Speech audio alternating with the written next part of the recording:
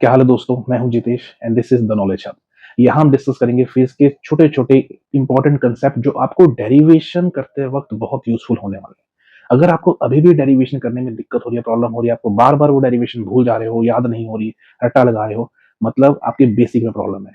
जब तक आपका बेसिक क्लियर नहीं हो तब तक आपको डेरिवेशन प्रॉब्लम करते जाएगी। तो यहाँ मैं इस चैनल के थ्रू आपके सारे बेसिक क्लियर करने की कोशिश करूंगा। तो इसको हम दो सीरीज में बांट लेंगे। पहला basic of chapter, then along with this हम डेरिवेशन को उठाएंगे। ठीक है, तो चलो विदाउट वेस्टिंग टाइम स्टार्ट करते हैं।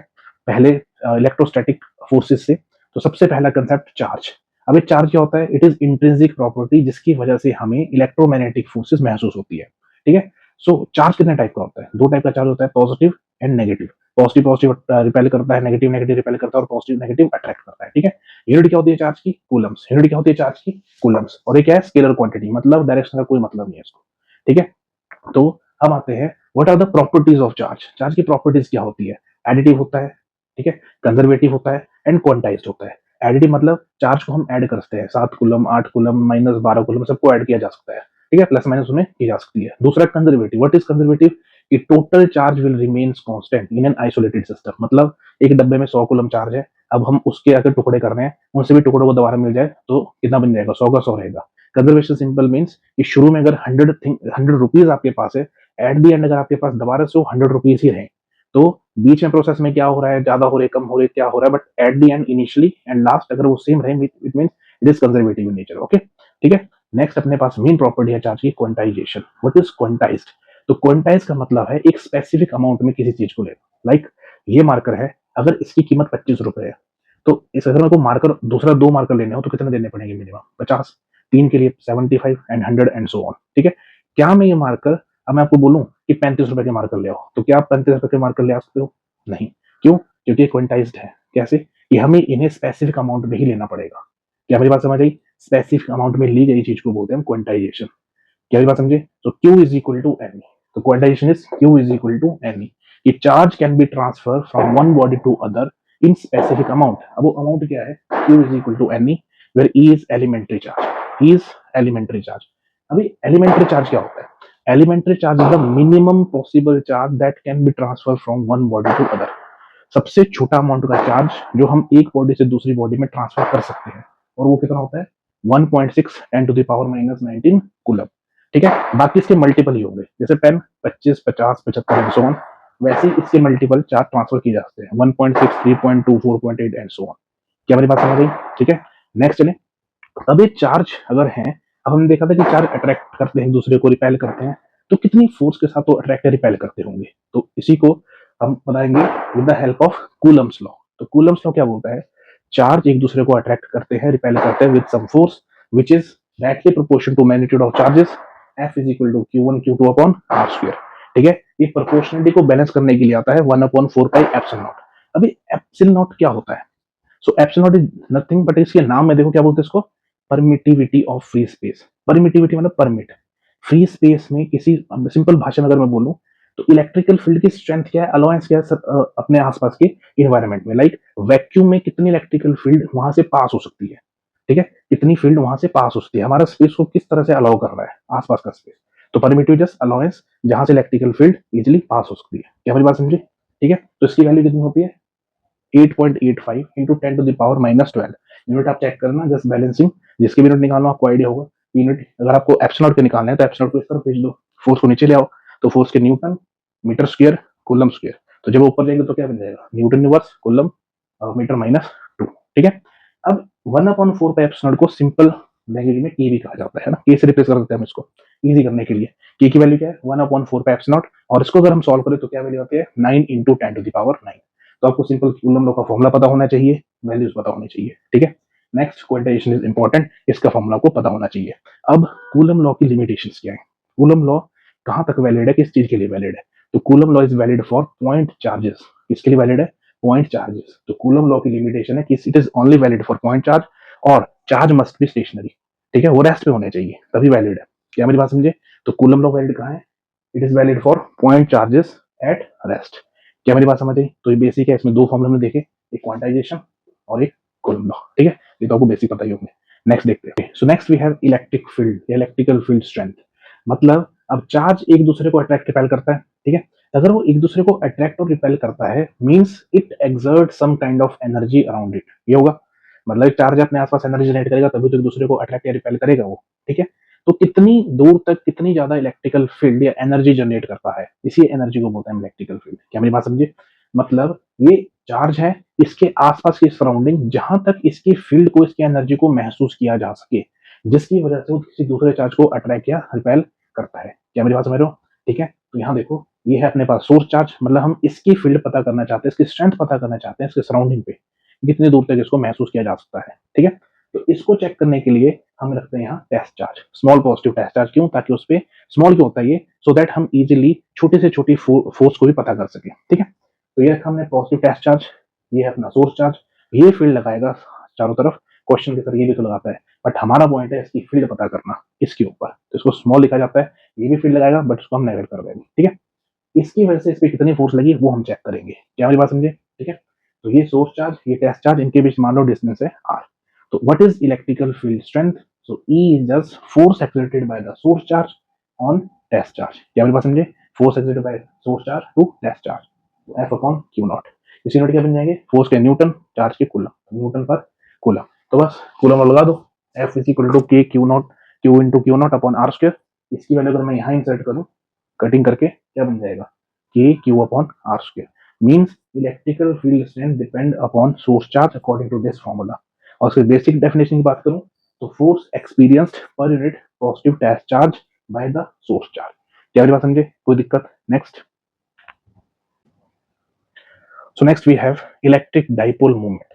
First, what is electric dipole? ठीक है, a separation of charges which is equal in magnitude. Magnitude में क्या होंगे? चार्ज सेम, जैसे एक पॉजिटिव तो एक negative, separated by some distance, ठीक है। डाइपोल क्या है? एक ऐसा सिस्टम जिसमें जितना पॉजिटिव चार्ज होगा उतना ही नेगेटिव होगा, ठीक है, बट उनका मैग्नीट्यूड क्या रहना चाहिए? सेम। ऐसा नहीं हो सकता कि एक 2 कूलम है एक 3 कूलम है, ठीक है, एक पॉजिटिव 2 कूलम एक minus 2 coulomb, so this is dipole. एक 3 कूलम तो दूसरा भी माइनस 3 कूलम। मेरी बात समझे? सो इनका डिस्टेंस कितना है? 2a। अब कई बार क्वेश्चन सर 2a क्यों लेते हो? 2a इसलिए इंपॉर्टेंट है ताकि हम कैलकुलेशन को इजी कर सके, क्योंकि डाइपोल के सेंटर से जनरली हम चीजों को मेजर करते हैं डिस्टेंस को, सो दैट यहाँ सिमेट्री बन के क्या हो जाता है? ए, आप लेने को ए ले लो तो यहाँ a/2 हो जाएगा, ठीक है। न्यूमेरिकल को इजी करने के लिए या किसी डेरिवेशन को इजी करने के लिए हम 2a ले लेते हैं। क्या मेरी बात समझे? अब इसके बारे में पढ़ना इंपॉर्टेंट क्यों है? रीजन, क्योंकि हमारे आसपास के मॉलिक्यूल जनरली डाइपोल में ही एग्जिस्ट करते हैं ज्यादातर, ठीक है, जैसे HCl है ना, तो इस पे क्या है? H पॉजिटिव Cl नेगेटिव, तो दोनों पे क्या आ गया? चार्ज सेम, ठीक है, मैग्नीट्यूड वाइज सेम, बट एक में पॉजिटिव एक पे नेगेटिव। क्या मेरी बात समझ आई? ठीक है। नेक्स्ट अपने पास है charge density. What is density? Density generally mass upon volume, मतलब कि कितनी जगह पे हम कितनी चीजों को भर सकते हैं, ठीक है। कुरकुरे वाला एग्जांपल, कुरकुरे वर्सेस लेज, ठीक है। तो एक कुरकुरे के पैकेट में देखो, दोनों का 20-20 वाला पैकेट, दोनों में क्या है? कुरकुरे है, एक में लेज, दोनों का पैकेट सेम साइज का, कुरकुरे का अमाउंट ज्यादा, लेज का अमाउंट कम, तो density with respect to the volume is greater in Kurkure. क्या बात समझे? ठीक है। इसके बारे में पढ़ना इंपॉर्टेंट क्यों है? क्योंकि डेंसिटी हमें क्या बताती है? जैसे मान लो के पास एक बहुत लंबी रॉड या समथिंग एरिया, कोई भी वॉल्यूमेट्रिकल चीज कोई भी पकड़ लो, ठीक है, तो ये बताती है हमें कि अगर पूरे की पूरी लेंथ पे, हमें नहीं पता इसकी लेंथ कितनी है, अगर पूरी लेंथ पे चार्ज क्यू डिस्ट्रीब्यूट है, ठीक है, तो एक पर्टिकुलर लेंथ में कितना होगा? 100 मीटर की रॉड है, 10 में कितना होगा? अगर 10 में मान लो 10 कूलम चार्ज है, तो नेक्स्ट एंड में भी कितना होगा? 10 कूलम। नेक्स्ट एंड में भी कितना होगा? 10। नेक्स्ट में भी कितना होगा? 10। मतलब ये हमें एक सिमेट्रिकल डिस्ट्रीब्यूशन देती है उस पर्टिकुलर क्वांटिटी का। क्या मेरी बात समझ रहे हो? पूरी लेंथ में उसके हम सेम टुकड़े करेंगे सिमेट्रिकल, अगर एक टुकड़े में 10 कूलम है तो वैसे सेम टुकड़ों में 10-10 ही होगा इन यूनिफॉर्म डिस्ट्रीब्यूशन जनरली, ठीक है। सो डेंसिटी हमें आइडिया देती है कि how this charge is distributed in the along the length. क्या मेरी बात समझे? तो चार्ज डेंसिटी 3 टाइप की है, लीनियर, सरफेस एंड वॉल्यूम। तो लीनियर चार्ज डेंसिटी को लैम्डा से डिनोट किया जाता है, which is charge upon length, ठीक है। इसके यूनिट क्या बन जाएंगे? Coulomb per metre. यहाँ क्या है? सरफेस में किस तरह से डिस्ट्रीब्यूटेड है, charge upon area, and then volume में चार्ज अपॉन वॉल्यूम, ठीक है। इसके यूनिट आप चेक कर लेना। क्या मेरी बात समझे? इसका यूज होता है गॉस लॉ में, ठीक है, वो हम बाद में डिस्कस कर लेंगे। क्या मेरी बात समझे? ठीक है। Next topic, okay, so next we have electric flux. अबे फ्लक्स क्या बताता है हमें? सिंपल शब्दों में फ्लक्स मतलब number of electrical field lines passing through a particular area. किसी एरिया में से कितनी फील्ड लाइन पास हो रही है, इसे बोलते हैं इलेक्ट्रिकल फ्लक्स, ठीक है। तो इसको काउंट करने का formula phi is equal to E dot A cos of theta. Electrical field lines, electrical field into area into angle between electrical field and normal area vector, ठीक है, simple area vector which is perpendicular to the surface. क्या बोला मैंने? ये जो area vector होता है कहाँ होता है, परपेंडिकुलर टू द सरफेस। कैसे पता करें, जैसे ये बोर्ड है, अब इसका परपेंडिकुलर क्या होगा, या तो इस तरफ को, आप लोगों की तरफ को, या तो अंदर की तरफ को, यही होगा। ठीक है, मैंने क्या बोला, perpendicular to the surface plus outside, plus outside कैसे निकालेंगे, परपेंडिकुलर खींचो, उसका outside vector is called normal vector. क्या मेरी बात समझ आई? तो इलेक्ट्रिकल फील्ड में जो एंगल होता है, फ्लक्स में जो एंगल होता है, किस किसके बीच होता है, electrical field and area vector which is perpendicular to the surface and outside. क्या मेरी बात समझे, कोई डाउट? ठीक है, तो फ्लक्स क्या है, स्केलर क्वांटिटी है, इसको फर्क नहीं पड़ता डायरेक्शन कहाँ जा रही है, इधर से वहां जा रहा है, मतलब यहाँ से बाहर को आ रहा है या अंदर को जा रहा है, कोई फर्क नहीं, कितनी फील्ड लाइन पास हो रही है इस चीज से मतलब है। क्या मेरी बात समझे? यूनिट क्या देंगे इसके, इलेक्ट्रिकल फील्ड पहले निकाला था, Newton per coulomb area metre square. क्या मेरी बात समझ आई? ठीक है, अब इसकी हेल्प से हम आगे गॉस थ्योरम पे हेल्प होती है टू फाइंड द क्या, इलेक्ट्रिकल फील्ड। ठीक है, अब वो कैसे, चलो देखते हैं। Okay, so next we have Gauss theorem, Gauss law. ठीक है, जनरली इसका यूज क्या है, it is use to find electrical field lines due to enclose charge in a closed box. मतलब किसी भी क्लोज डब्बे के अंदर चार्ज है, उसकी वजह से कितनी इलेक्ट्रिकल फील्ड लाइन प्रोड्यूस हो रही है। क्या मेरी बात समझे, सिंपल भाषा में, कोई दिक्कत? ठीक है, तो हमें गॉस लॉ क्या बताता है, इसके लिए कंडीशन क्या आई कि इनक्लोज चार्ज होना चाहिए, इनक्लोज मतलब किसी बॉक्स के अंदर, किसी भी चीज के अंदर, वो डब्बे में क्लोज होना चाहिए, उसी की फील्ड पता करता है गॉस थ्योरम। ऐसा क्यों, क्योंकि जनरली हम सिमेट्रिकल बॉडी के लिए फाइंड करते हैं। ठीक है, जो हम प्लस टू में कर रहे हैं, जितने भी आप केसेस पढ़ते हो उसके लीनियर चार्ज डिस्ट्रीब्यूशन के लिए या फिर वॉल्यूमेट्रिकल या सरफेस, तो उसमें क्या करते हो आप, एक सिलेंडर के लिए करते हो linear charge, for linear charge draw Gaussian surface cylinder, फिर सरफेस आता है, फिर आता है वॉल्यूमेट्रिकल जिसमें हम शेल, सॉलिड स्फीयर, इसके बारे में डिस्कस करते हो। ठीक है, तो जनरली क्या करता है ये, to find electrical field lines in a close surface. की डेफिनेशन क्या है, थ्योरम क्या है, वो आपको पता है कि flux is just equal to charge enclosed upon epsilon naught, ये इसकी स्टेटमेंट है। दूसरा, वी नो दैट फ्लक्स के सिंपल डेफिनेशन पे जाओ, क्या था, electrical field in a surface passing through a surface, तो क्या था, ई डॉट डी एस। ये मैंने इंटीग्रल फॉर्म पे लिखा है क्लोज सरफेस के लिए। ठीक है, जो पहले किया था किसके लिए था, ओपन सरफेस के लिए। इसके बारे में कंफ्यूजन तो मैं कमेंट में बता देना, मैं लिख दूंगा, वैसे हमने करनी है डेरिवेशन तो वहां समझा दूंगा। ठीक है, इन दोनों अगर मैं एक दूसरे के साथ मर्ज करूं तो क्या बनेगा, E dot D S should be equal to this. तो क्या निकाल रहे हैं, electrical field line in close due to close charge. क्या मेरी बात समझ आई? सो एक वैलिड किसके लिए है, क्लोज सरफेस के लिए वैलिड है। फाइंड क्या कर रहे हैं, इलेक्ट्रिकल फील्ड। क्या मेरी बात समझ आई, कोई दिक्कत? नेक्स्ट करें। Okay, so next we have electrostatic potential. ठीक है, अभी इलेक्ट्रोस्टैटिक पोटेंशियल क्या होता है, इसका क्या रोल है, इंपॉर्टेंट रोल प्ले करता है। देखो सिंपल साइड देता हूँ, शुरू से लेकर एंड तक हम इस चैप्टर में एक ही चीज निकालते हैं, विच इज इलेक्ट्रिकल फील्ड। ठीक है, वो चाहे आप कूलम लॉ का यूज करके निकालो, कूलम से फोर्स निकलती है, electrical field is equal to force upon positive charge charge, तो वहां से भी इलेक्ट्रिकल फील्ड फाइंड की जा सकती है। दूसरा, गॉस लॉ से निकालते हैं। तीसरा, पोटेंशियल यूज करेंगे, इससे भी हम इलेक्ट्रिकल फील्ड निकाल सकते हैं। अब कैसे निकालते हैं, पहले इसके बारे में समझते हैं। ठीक है, तो देखो, what is electrostatic potential? It is work done to move a positive test charge, याद है स्मॉल लेते थे ताकि हम चेक कर सकें, positive test charge from a point to another against the electrostatic force of source charge। ये रहा सोर्स चार्ज आपका। ठीक है, तो ये सोर्स चार्ज क्या करेगा, अपनी फील्ड पता ना पॉजिटिव, तो एक कहाँ फेंकेगा चारों तरफ अपनी फील्ड को। अब हमने यहाँ क्या लिया, पॉजिटिव टेस्ट चार्ज।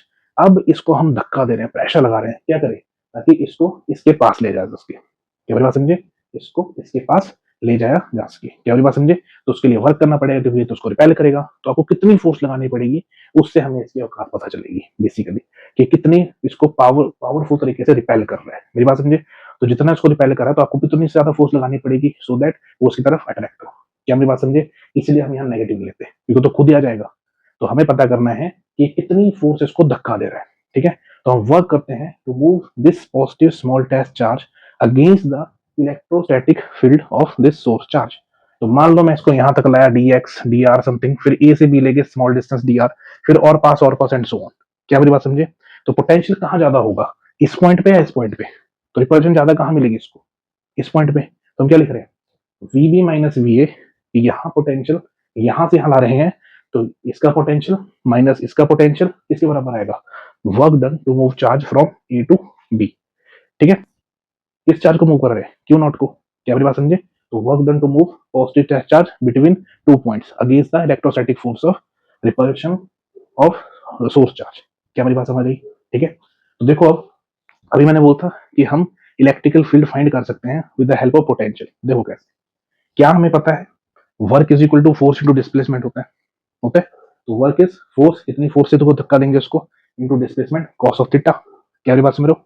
ठीक है, अब इसकी फोर्स जो डिस्प्लेसमेंट वेक्टर है वो हमारा कहाँ जा रहा है, हम कहाँ इसको धक्का दे रहे हैं ऐसे, और ये कहाँ इसको फोर्स लगाएगा, इधर को धक्का देगा, तो एंगल कितना जनरेट हो जाएगा, 180 डिग्री होगा। तो cos 180 भी कितना होता है, -1। क्या मेरी बात समझे? तो क्या मैं लिखता हूँ, minus F dot D R. क्यों आया माइनस, क्योंकि cos कितना बनेगा, क्योंकि डिस्प्लेसमेंट कहाँ हो रही है, इधर को, फोर्स ये कहाँ धक्का लगा रहा है, उधर को, हम तो जबरदस्ती फोर्स लगा रहे हैं इस तरफ को, बट ये कहाँ इसको रिपेल करेगा, इधर को, हम डिस्प्लेसमेंट अगेंस्ट करवा रहे हैं, इसलिए एंगल बनेगा 180 डिग्री। क्या मेरी बात समझे? तो यहाँ आ जाएगा cos 180 विच इज -1 की वैल्यू। क्या मेरी बात समझे? अब हमें पता है electrical field is force upon positive test charge. अगर मैं यहाँ से एफ की वैल्यू यहाँ डालूं तो क्या बनेगा, minus E Q naught upon Q naught D R. Q naught से क्यू नॉट कैंसिल, ठीक है, तो अपने पास क्या बन जाएगा, dv is equal to minus E D R बना। तो क्या मैं यहां से लिखता हूं, E is equal to minus DV by D R. क्या मेरी बात समझे? इलेक्ट्रिकल फील्ड इज नेगेटिव, क्या बोलते हैं उसको, potential gradient. Gradient means change with respect to position, तो यहाँ क्या है, differentiation with respect to position, तो this is called gradient. Understood?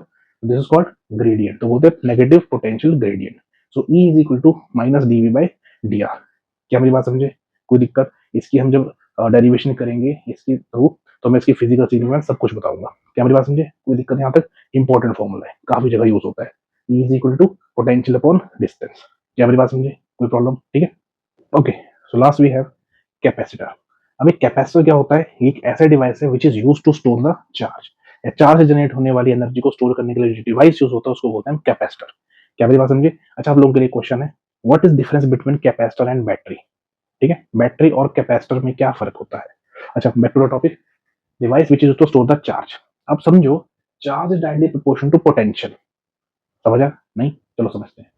Potential क्या है, जैसे हम सेल होता है ना, negative terminal positive terminal of the battery, ये इस तरह से। अगर मैं लिखता हूँ 10 वोल्ट, इसका मतलब क्या है, इसका मतलब है ये हायर पोटेंशियल, ये लोअर पोटेंशियल रीजन, इन दोनों के बीच जो डिफरेंस है वो है 10 वोल्ट का। एग्जांपल के लिए ये मान लेते हैं 100 वोल्ट पे सेट है, ये 90 वोल्ट पे सेट है, तो इन दोनों के बीच का डिफरेंस कितना क्रिएट हुआ, 10।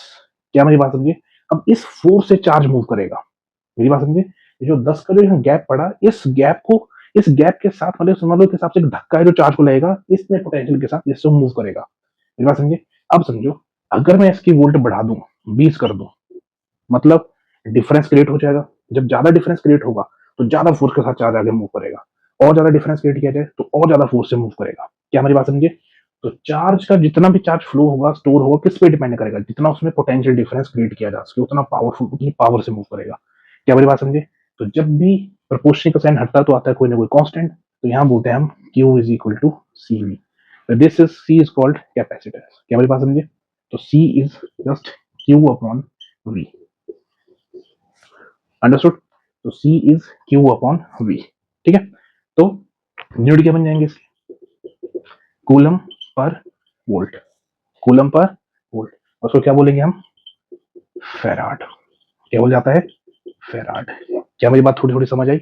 Now how this capacitor add in series and parallel combination, इसको सीरीज में कैसे ऐड करते हैं और पैरेलल कैसे ऐड करते हैं, थोड़ा सा कंसेप्ट समझ लेते हैं। हमें पता है कि भाई सीरीज कॉम्बिनेशन पे करंट सेम होता है, मतलब चार्ज सेम जाएगा through each capacitor, but potential अलग अलग होगा। ठीक है, अंडरस्टूड? नहीं समझा? देखो सिंपल भाषा में, मान लो आप, आपका दोस्त एंड सो वन एक लाइन में खड़े हो, अगर मैं उसको धक्का दूं तो आप सीरीज में ना एक दूसरे के साथ, ठीक है, तो अगर मैं आपको धक्का दूं तो पहले बंदे को ज्यादा फोर्स महसूस होगी, दूसरे को कम, तीसरे को कम और कम। मेरी बात समझे? तो पोटेंशियल इन सीरीज इस तरह से वेरी करता है कि पहले को अलग मिलेगा, दूसरे को अलग, तीसरे को अलग, इसलिए पोटेंशियल डिफरेंट होता है सीरीज में। क्या मेरी बात समझे? दूसरा, अब आप सभी इस तरह से खड़े हो आगे को, ठीक है, मतलब सीरीज इस तरह से नहीं हो, मेरे सामने बिल्कुल पैरेलल अरेंजमेंट में हो, यहाँ यहाँ यहाँ यहाँ एंड सो ऑन। अब मान लो मेरे जितने आप दोस्त उतने हाथ हैं, जैसे एग्जांपल के दो लेके चलते हैं, दोनों मेरे बिल्कुल सामने खड़े हो, अब मैं दोनों को जब धक्का मारूंगा इस तरह से, तो दोनों को सेम फोर्स से वो धक्का फोर्स महसूस होगी। क्या मेरी बात समझे? So this is potential in series parallel. क्या मेरी बात समझे? पोटेंशियल सीरीज में अलग अलग होता है, पैरेलल में दोनों एक साथ हो तो दोनों को सेम पुश मिलेगा, इसलिए पोटेंशियल यहाँ सेम रहेगा। क्या मेरी बात समझे? तो ये पोटेंशियल इसका V, इसका भी V। ठीक है, अब जो चीज डिफरेंट है उसको ऐड कर दो, क्या बनेगा, V is equal to V1 plus V2 बना। अब C is equal to Q by V, ये हमने पढ़ा अभी, तो यहाँ से V कितना जाएगा, Q अपॉन C। तो क्या हो जाएगा, Q अपॉन C। तो V1 में कितना कैपेसिटेंस है, C1, और यहाँ कितना है, C2। क्या मेरी बात समझे, सॉरी Q अपॉन दिस, क्या मेरी बात समझे। अगर मैं Q कॉमन लूं तो क्या आएगा, Q 1 upon C plus 1 upon cancel, तो 1 upon C, 1 upon C1, 1 upon C2 in series. तो सीरीज में कैपेसिटर इनवर्सली ऐड होता है। क्या मेरी बात समझ आई। सेम कंसेप्ट विद पैरेलल, ठीक है। अब पैरेलल में क्या होगा, पोटेंशियल आपका सेम रहेगा, चार डिफरेंट, तो इसमें क्या आएगा, Q is equal to Q1 plus Q2, जो डिफरेंट है उसको ऐड कर दो, फिर इस फॉर्मूला में लगा के क्या बन जाएगा, Q इज CV। तो यहाँ क्या आएगा, C1V, C2V, V कॉमन ले कैंसिल, इसको आप ट्राई करोगे और आंसर क्या आ जाएगा, in parallel capacitance is directly added. क्या मेरी बात समझ आई। अच्छा, इसका लास्ट फॉर्मूला भी डिस्कस कर लेते हैं, इंपॉर्टेंट है। एनर्जी स्टोर्ड इन कैपेसिटर, एनर्जी स्टोर्ड इन कैपेसिटर कितनी होती है, so the energy is half CV square, ठीक है। Okay, so at the end हमने इस चैप्टर में, इस लेसन में क्या सीखा कि हमें सिर्फ फॉर्मूला रटने नहीं है। अगर आप सोचो कि हम फॉर्मल लिस्ट बना लेंगे, उसको पढ़ लेंगे और याद हो जाएगा, ऐसा कुछ नहीं होता। आपको थोड़ा बेसिक आइडिया होना चाहिए, डेफिनेशन वाइज उसके पॉइंट ऑफ अंडरस्टैंड करना, उस कंसेप्ट को समझना, देन फॉर्मूला लिखना, तब आप उस चीज की समझ होगी। क्या मेरी बात समझे। सिर्फ रट्टा मारने से काम नहीं चलता, आपको बेसिक पढ़ना पड़ेगा, सो दैट आपकी बेटर अंडरस्टैंडिंग हो और आप डेरिवेशन नहीं बोलो। क्या मेरी बात समझे। अब इसकी फॉर्मूला लिस्ट बनाओ, उसको समझो, फिर डेरिवेशन करो। मैं 100% श्योर हूं कि आप नहीं भूलोगे। क्या मेरी बात समझे। किसी बेसिक कंसेप्ट में कोई और डाउट है, कुछ और पूछना चाहते हो तो कमेंट सेक्शन में जरूर टाइप करें। चलो देखते हैं हमने इस लेक्चर में क्या सीखा। तो सबसे पहले जल्दी से क्विक रिवीजन करेंगे। Charge, charge is quantized in nature, charge की प्रॉपर्टी हमने डिस्कस करी, सॉरी। सो यूनिट क्या होता है, कूलम्स। फिर हमने पढ़ा कि चार्ज एक दूसरे को अट्रैक्ट या रिपेल करते हैं विद सम फोर्स, उसको उसको किसने लॉ दिया था, कूलम्स ने। क्या फॉर्मूला था, F इज इक्वल टू के Q1 Q2 upon R square. ये रिपल्सिव भी हो सकती है, अट्रैक्टिव फोर्स भी हो सकती है। अब नेक्स्ट के की वैल्यू एंड एप्सिलॉन की value 8.8 into 10 to the power -12 और के की 9 इंटू 10 टू द पावर 9, ठीक है। नेक्स्ट हमने डिस्कस की electrical field strength which is force per unit positive test charge, ठीक है। तो उसमें यूनिट क्या जाएंगे, न्यूटन पर कूलम। क्या मेरी बात समझे। नेक्स्ट इसका हमने दूसरा सोच आके बेस पे भी किया था, अगर थोड़ा आपको ध्यान हो तो के अगर मैं कूलम लॉ के अकॉर्डिंग फॉर्मूला डालूं तो यहाँ बन जाएगा के Q upon r square, this Q is source charge. क्या मेरी बात समझ आई। Next dipole movement, electric dipole movement which is charge into separation between the charges. Same magnitude होना चाहिए, अपोजिट नेचर होना चाहिए, एक पॉजिटिव दूसरा नेगेटिव, जितना पॉजिटिव उतना ही नेगेटिव। क्या मेरी बात समझे। यूनिट कूलम मीटर, ठीक है। नेक्स्ट फ्लक्स, फ्लक्स का क्या था, flux is number of line passing through a surface. तो क्या होता है, E dot A cos of theta. Theta किसके बीच में था, theta is between electrical field and normal area vector which is perpendicular to the surface and outward. क्या हमारी बात समझ आई। इसके यूनिट क्या होंगे, न्यूटन, कहेंगे इलेक्ट्रिकल फील्ड क्या है, newton per coulomb, newton per coulomb into metre square area की वजह से, ठीक है। फिर मैंने पढ़ा गॉस लॉ, गॉस लॉ क्या होता था, फ्लक्स फाइंड करना है due to enclose charge just equal to enclose charge upon epsilon naught. कोई कंफ्यूजन। अब इलेक्ट्रिकल फ्लक्स की डेफिनेशन और गॉस लॉ को मर्ज किया जाए तो electrical field through a close surface is equal to charge enclose upon epsilon naught. यहां से हम इलेक्ट्रिकल फील्ड निकालते हैं, गॉस लॉ की तीन इंपॉर्टेंट डेरिवेशन करते हैं, ठीक है। Next what is potential, electrostatic potential which is work to move a positive test charge against the electrostatic force of source charge. क्या मेरी बात समझे, ठीक है। यूनिट क्या होंगे इसके, जूल पर कूलम, वर्क के क्या होते हैं, जूल पर कूलम, इसको बोलते हैं वोल्ट, ठीक है। Capacitance which is charge upon potential, it is just a device used to store the charge। तो कितना होता है, capacitance just charge upon potential, क्या बन जाएगा, चार्ज की यूनिट कूलम पर वोल्ट और farad, farad is unit of capacitance, okay. Next we have energy stored in the capacitance की डेरिवेशन करेंगे, पर इसका फॉर्मूला क्या होता है, हाफ CV स्क्वायर, ठीक है। फिर हमने क्या था, series parallel combination of capacitor, series में कैसे जुड़ता था, 1/C इनवर्सली ऐड होता है और पहले डायरेक्ट, ठीक है। Hope you understand the thing. हम ऐसे ही बेसिक की एक अलग सीरीज बनाएंगे और डेरिवेशन की अलग। इन बेसिक के साथ फिर आप डेरिवेशन को अंडरस्टैंड करने की कोशिश करना, तो आपको बहुत अच्छे से अंडरस्टैंडिंग हुई कंसेप्ट की, ओके। फिर भी कोई डाउट हो तो कमेंट सेक्शन पे जरूर टाइप करें। बाकी मिलते हैं नेक्स्ट लेक्चर के साथ, ओके, थैंक यू।